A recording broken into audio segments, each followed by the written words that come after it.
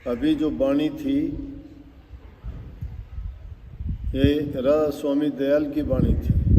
आप कहोगे राधा स्वामी दयाल का मतलब कि अपने राधा स्वामी मत में आगरा में जो पहली दूसरी तीसरी गद्दी के गुरु हुए हैं, जहाँ से राधा स्वामी नाम प्रकट हुआ, कई कई भाषाओं के ज्ञाता थे, बड़े पढ़े लिखे थे, उर्दू फारसी के जानकार थे और उन्होंने भक्ति मार्ग में बड़े जीवों के उद्धार और कल्याण के लिए वाणियाँ लिखी, सत्संग दिए और उनका खुद का जीवन सत्र भी इतना ऊंचा और इतना आध्यात्मिक था कि उनकी जीवन की बातों को देख के ही आदमी के ख्यालात और विचार बदल जाते। गुरु की महिमा के बारे में बताया और कहा कि स्वामी तुम काज बनाए जी सबन। हम स्वामी गुरु को मानते हैं। अब गुरु को और परमात्मा को जानने और मानने के लिए आदमी को बड़ा गहराई से सोच करना पड़ता है। पलटू साहब कहते हैं संत और राम को एक कर जानिए, दूसरा भेद न तनक आना। लाली जो छिपी है मेहंदी के बात पात में घी में इस भांत जाने। फूल में बास जो काठ में आ घर संत में राम इस भांत जाने। दास पलटू का संत में राम में संत ये सत्य माने। राम और संत में अंतर नहीं, राम के दर्शन संतों के माने। क्यों कही है ये बात? मैं नहीं कहता, संतों ने कही है, गुरुओं ने कही है ये बात।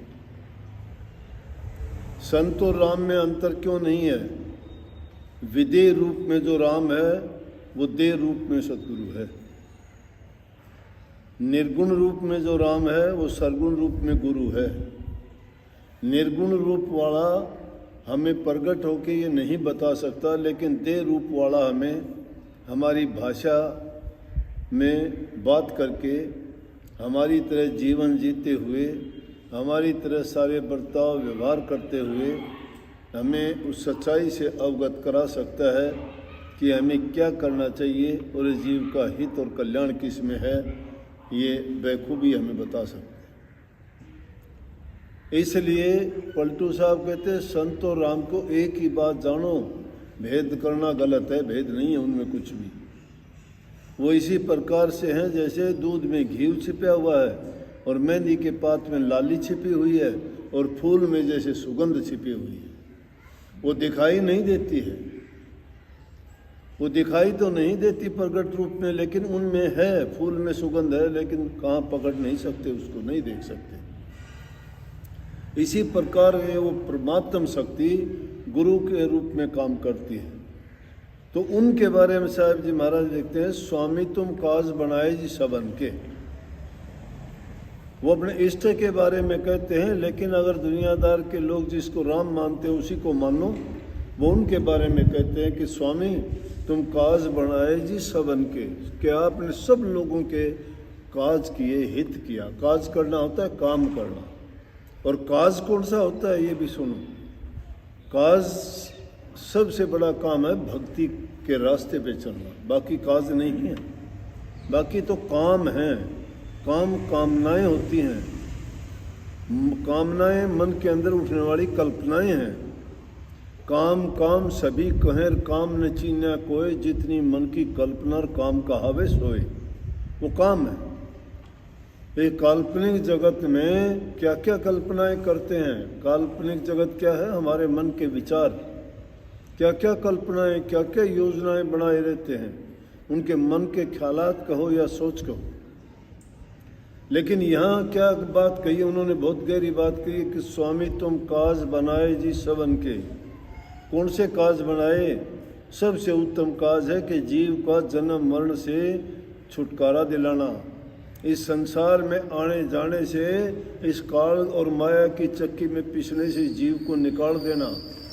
ये ऐसा भवसागर है जिसमें हमारी नाव फंसी हुई है और पूर्ण खेवट के सिवाय उस नाव को कोई नहीं निकाल सकता। जब पूर्ण सतगुरु मिल जाता है तो वो चाहे कितनी भी भंवर पड़ो, कितने भी तूफान आओ, कितने भी समुद्र में उठने वाली लहरें हों, कितनी ही विपरीत दिशा की हवाएं चलती हों, लेकिन जो योग्य खेवट होता है वो उन सब से निकाल के परले पार लगाता है। वहाँ उन्होंने फरमाया कि स्वामी तुम काज बनाए, सब उनके बनाए, सब के किए, कितनी मेहर की कि एक हम पर अलग मेहर करी, और तो सब की वो की कि हमें भोग भी दिया और जोग भी दिया। ये हम गृहस्थियों के लिए कही। त्याग का जीवन जी के तो कोई अगर भक्ति करना चाहता है, तप करने वाले तपेश्वरी बहुत हुए कि जितने भी ऋषि हुए जंगलों में गए, वहाँ उन्होंने तप किया, एकांतवास किया, लेकिन दूसरे जीवों का कल्याण नहीं कर पाए। वो भोग और जोग दोनों नहीं दे पाए। लेकिन हमें स्वामी जी उनके बारे में कहते हैं कि स्वामी ए मालिक तुमने हम पर कितनी कृपा करी कि हमें भोग भी दिया, संसार के पदार्थों को भोगने का तरीका बता दिया। क्या बताया संतों ने? जरूरत के मुताबिक, आवश्यकता के मुताबिक सारे कार्य करते हुए जोग, प्रभु का नाम लेके उस नाम की कमाई करो जोग। जरूरत के मुताबिक पदार्थों का उपयोग भोग है, उससे ज़्यादा अति में जाते हो वो इंसान को गिराता है। चाहे वो काम है, चाहे क्रोध है, चाहे लोभ है, चाहे मोह है, चाहे अहंकार है, चाहे आपकी इच्छाएं हैं, चाहे तृष्णा है, चाहे वासना है, कोई भी चीज़ है वो जरूरत से ज़्यादा, excess of everything is bad. अति का भला न बरसना, अति की भली न धूप, अति का भला न बोलना, अति की भली न चुप। ज़्यादा बोलना अच्छा नहीं, ज़्यादा हंसना अच्छा नहीं, ज़्यादा खाना अच्छा नहीं, ज़्यादा सोना अच्छा नहीं। ज़रूरत के मुताबिक सारे काम करो, सारे अच्छे हैं। ज़रूरत से ज़्यादा खा लोगे सारा दिन टसकोगे, ज़रूरत से ज़्यादा सोओगे तो सुस्त हो जाओगे। लेकिन यहाँ तो सुस्त नहीं, ये कहते हैं कि जब सारे काम अगर ठीक ढंग से करोगे तो जोग भी आप कर सकते हो। सबसे ज़रूरी चीज़ इन सारे कार्यों को करते। मैं साधारण रूप में एक बात कहा करता हूँ, मैं कहता हूँ भाई तुम सारे काम खूब करते हो, अच्छा पहनते हो, अच्छा खाते हो, खूब सोते हो, नहाते धोते हो, तन की सफाई बहुत करते हो, लेकिन एक तो मन की सफाई तुम क्यों नहीं करना चाहते? गंदगी बाहर की तो सफाई करते हो, मन की सफाई क्यों नहीं करते? जो मन की सफाई नहीं करते, बाहर की सफाई क्या काम आएगी? सिख गुरुओं ने तो गुरु ग्रंथ साहब में इतनी अच्छी बात लिखी, वो कहते हैं भरिए हाथ पैर तन दे, पानी धोते उतर सेखे, मूत पलीती कपड़ होए, ले साबणो लइए धोए, हुई मति पापों के संग वो धोपे नामे के रंग। नाम, नाम कौन सा? उपदेश, शिक्षा। कौन सी शिक्षा? जो शिक्षा गुरु ने कमा रखी है। ये नहीं कि बन गया मन मर्जी का गुरु कि आजा बेटा बताऊं, खुद बंधा हुआ है तुम्हें क्या खोलेगा, खुद को ज्ञान नहीं है, खुद डूबा जाने लग रहा है, औरों को भी डबो देगा। भेड़ चाल में सब कुएं में गिरेंगे। जब तक त्यारू गुरु नहीं मिलता ना, त्यारू जो खुद तैरना जानता है, दूसरे को कहाँ तैरेगा वो? इस प्रकार से वो ले डूबते हैं। गुरु नाम ज्ञान का है, जिसके पल्ले ज्ञान नहीं है, जिसने करनी नहीं की, जिसने गुरु का संग नहीं किया, गुरु की सेवा नहीं की, गुरु की मेहर और उसने आशीर्वाद प्राप्त नहीं किया। गुरु की मेहर हर इंसान को नहीं मिलती, गुरु जिन पर कृपा करता है उन्हीं को ताकत मिलती है। लेकिन बाकी आप कहोगे बाकी, मैं कहता हूँ बाकी जीव अपनी करनी करो। वो तो पहली लाइन में कह दिया, तुम सब पर मेहर करी, ठग आओ, लुटेरा आओ, डाकू आओ, झूठा आओ, कपटी आओ, चोर आओ, सब पर कृपा है। किसी को नहीं कहते कि तू ना। बड़े बड़े डाकुओं ने भी आके शरण ली, उनको भी वही नाम की दीक्षा दी और वही पवित्र रूहों को भी दी। लेकिन कारज किसके सिद्ध हुए?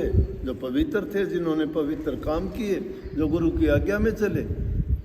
और जो गुरु में आस्था ही जिसकी नहीं है, गुरु में ही खोट ढूंढते हैं, गुरु में जो खोट ढूंढते हैं तो वो कहाँ, नाम की खोज कहाँ है, वो तो खोट की खोज करते हैं।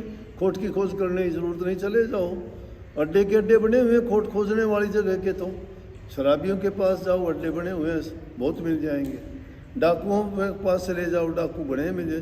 चोरों के पास चले जाओ, मिल जाएंगे। उनकी कोई दुकान थोड़ी खुली है, उनको कोई विद्यालय नहीं है उनका। तो कही कि स्वामी तुम काज बनाए सबन के, भोग भी दिया जोग भी दिया, और सारे हमारे तन और मन के रोग दोष थे वो भी आपने हर लिए। पवित्र जीवन जीने की कला सिखाई। पहले इंसान, पहले चरित्रवान बनो, फिर उसके बाद घर परिवार में सुख शांति रखो, फिर अपनी मेहनत और अपनी कमाई करो, जबान से अच्छे और मीठे बोलो। शास्त्रों में 3 ही चीज बताते हैं कल्याण के लिए।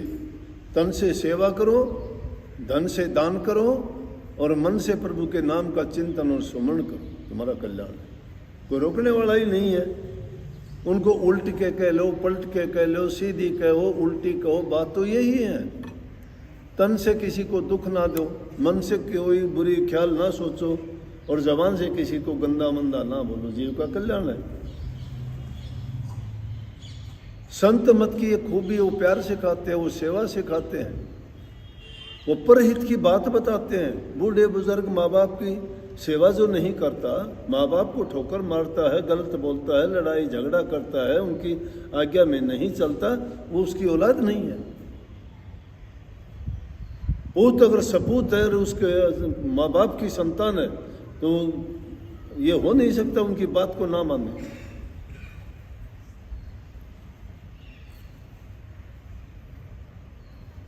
अरे भेड़ बकरियों को सबको इकट्ठी छोड़ दो, और कितनी ज़्यादा चाहे वो अपनी माँ के पास जाएगा बच्चा, दूसरे को मिलता ही नहीं है। जानवरों में भी ये है, इंसानों में क्यों नहीं है ये? अपने माँ बाप को छोड़ देगा वो।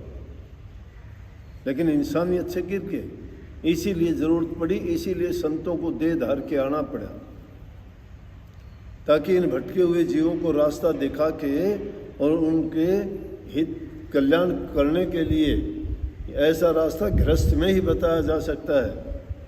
सिद्ध त्यारे तन आपणार, साधु तारे खंड, पूरा सदगुरु जानिए जो तारे ब्रह्मांड। सिद्ध इंसान होगा तो अपनी सिद्धि में अपना ही काम कर सकेगा, दूसरे का क्या हित करे उसने।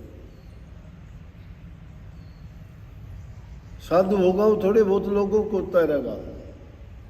साधु कौन होता है? साधु सो जो साधन करता तज के आलस वाद विवादा, जो खुद साधन करता है आलस और वाद विवाद को छोड़ के।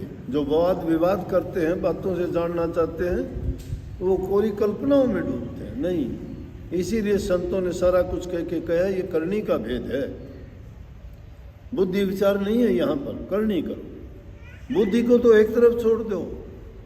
स्वामी जी महाराज ने उसके बारे में स्पष्ट कहा, हे विद्या तू बड़ी अविद्या, ते संतन की कदर न जानी, संत केवल प्रेम की सिंधु, तो उल्टी बुद्धि कीचड़ सा। ये तो कीचड़ में सनी हुई बात की तरह से है। इसलिए जिसकी खोज करना चाहते हो वो बहुत पाक साफ पवित्र है, वो यहाँ नहीं। इस दुनिया की मलिनता से जब ऊपर उठ जाओगे उस कमल के फूल की भांति, सत्संगी को ऐसा होना चाहिए। और प्रेम उनका कैसा होना चाहिए? जैसे मछली का जल से होता है। उस पक्षी की भांति नहीं कि तालाब सूख गया, पंछी ने दूसरी जगह ढूंढ ली। लेकिन मछली अगर पानी सूख गया तो उसी ताल में प्राण, उसी जगह में प्राण त्याग देती है, दूसरी जगह नहीं जाती। तो प्रीत न करियो पंछी जैसी जल सूखे उड़ जाए, प्रीत करियो मछली जैसी जल सूखे मर जाए। गुरु से जिनकी आस्था, प्रेम, विश्वास, श्रद्धा दृढ़ है, वो स्वामी उन्हीं के काज करता है। स्वामी उनके काज नहीं करता, वो खुद अपना काज करवाते हैं। करवा लेंगे वो अपने काज। गुरु के सन्मुख जो होता है वो गुरुमुख कहलाता है, वो करवा लेगा। गुरु से जो पीठ दे देता है वो मनमुख होता है, वो मन की आज्ञा में चलता है, गुरु की आज्ञा में नहीं। वो करे कराए काम को भी खराब और बर्बाद कर लेगा। ये इतना आसान काम नहीं है जितना आसान सोचते हो। लेकिन हाँ, हमारे लिए आसान इसलिए है, हम गृहस्थी आदमी हैं अपने सारे नेक नीति से काम करते और उसके साथ साथ गुरु के द्वारा दिए गए नाम का अगर सुमन मात्र भी करते तो हमारा कल्याण निश्चित है। हम गुरु नहीं है कि दुनिया के जीवों का कल्याण करना है। गुरुओं को तो कितने जीवों का कल्याण करना है, इसलिए उनको तो बहुत मेहनत बहुत काम करना पड़ता है हर तरह से। लेकिन हमारा जिसका छोटा परिवार हो थोड़ी सी चीज़ में काम चल जाएगा, बड़ा हो तो ज़्यादा में चलेगा और बड़ा हो तो और ज़्यादा में चलेगा। तो जब अकेले हो तो अकेले में ज़्यादा की क्या ज़रूरत है, 2 रोटी बांध के चल दो तुम्हारा गुजारा हो जाएगा। ये थोड़ी है बोरी उठाने की कोशिश करोगे, नाट तो डालोगे, बोरी थोड़ी चलेगी, नहीं चलती। इसलिए ये निश्चिंत रहा करो, गुरु से मिल गया दीक्षा मिल गई, हमारा कल्याण निश्चित है। गलत करते नहीं, बुरा करते नहीं, जितना होता है अच्छा करते हैं। अच्छी सोच के साथ नाम का सुमन किया करो, मन में चिंतन किया करो, निर्भय होके समझो कुछ भी ना दिखाई दे, कुछ भी नहीं हो, तुम्हारा सब कुछ अच्छा हो रहा है। अपने आप देखो, इस जीवन को दर्पण की तरह से बनाओ।